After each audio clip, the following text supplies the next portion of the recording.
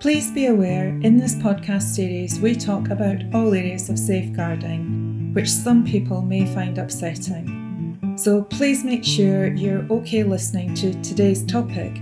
Be mindful of those around you, such as children, that you might not want to listen in. Hi, I'm SSS Safeguarding Director Sam Preston. And I'm former head teacher and content author Sarah Spinks. Today we're looking into the disturbing legacy of the Rotherham child sexual exploitation scandal and the unexpected role Elon Musk has played in reigniting controversy surrounding the case.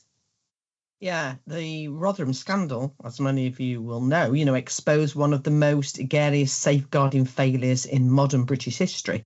So between the late 1990s and 2013, at least 1,400 children were sexually exploited in the South Yorkshire town.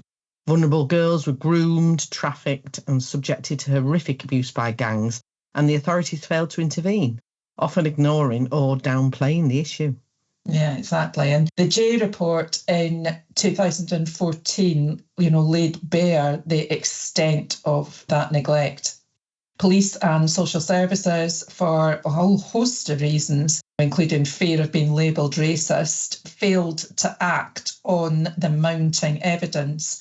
Those failings, they were systemic, and the impact on the survivors has been long-lasting. It's 10 years since the J report, and very little progress has been made in implementing the recommendations of the report. Absolutely. And fast forward to now, and Elon Musk, the owner of X, formerly Twitter, has stirred the pot. He responded to posts accusing certain MPs of being complicit or indifferent during the Rotherham scandal.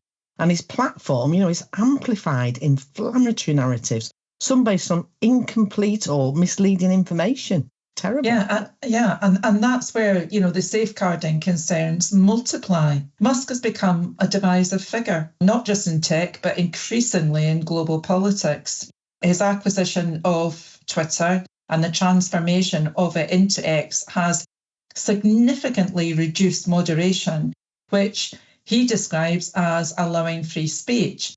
But there are real concerns that it's allowing misinformation to spread unchecked. And indeed, Musk has posted that X is, quote, where you get your news. That's his big message. But we have to remember that posts in the main are unverified and often not factually correct.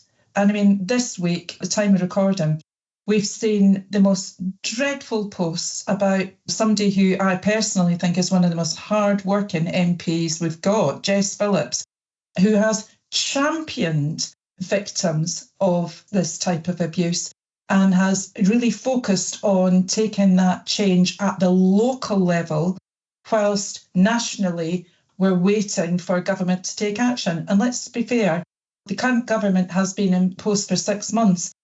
The J report, as I said, has been here for 10 years. The previous government had 10 years to get this actioned. Absolutely. And it raises deep concerns about how online spaces are contributing to real world harm. That's a real concern. When high-profile figures like Musk engage with issues as sensitive as Rotherham, they risk trivialising and distorting the facts. There's also the danger of re-traumatising those survivors. They've really had to fight hard for justice. Absolutely. And what worries many safeguarding professionals is Musk's influence on the political discourse. His comments have emboldened far-right groups, some of whom weaponise the Rotherham scandal to push, xenophobic narratives, and it muddies the waters. It shifts the focus from supporting victims and ensuring accountability to inflaming division. Absolutely. And let's not forget the practical safeguarding risks. X has seen a surge in hate speech and conspiracy theories since Musk took over. Researchers have reported an increase in harmful content, from child exploitation material to extremist propaganda. These platforms, left unregulated, can easily become tools for abusers to network and operate. And that's a good point. In the context of the Rotherham scandal, There's already been significant damage caused by social services and police failing to listen to victims. If social media platforms perpetuate distrust in safeguarding systems, young people at risk today may feel even less inclined to seek help. Exactly. And Musk's meddling isn't limited to social media. He's shown increasing interest in UK politics, supporting controversial figures, influencing discussion on immigration, race and crime. His intervention, they can undermine carefully crafted policies, and they're creating that polarisation, which ultimately jeopardises safeguarding measures that were in place. Yeah, and while Musk frames his actions as free speech advocacy, the reality is more complicated. Free speech doesn't mean freedom from responsibility. And when influential figures amplify harmful rhetoric, the ripple effect can be disastrous for vulnerable communities. Yeah, and I know we're talking about Musk, but Mark Zuckerberg, from Meta, has just announced that they will be removing fact-checking from all the platforms, Facebook, Instagram, WhatsApp. And that's another really worrying aspect. Yeah. So what needs to happen now? I think first and foremost, government regulation must catch up. Platforms like X and now the Meta platforms, they must be held accountable for the spread of misinformation.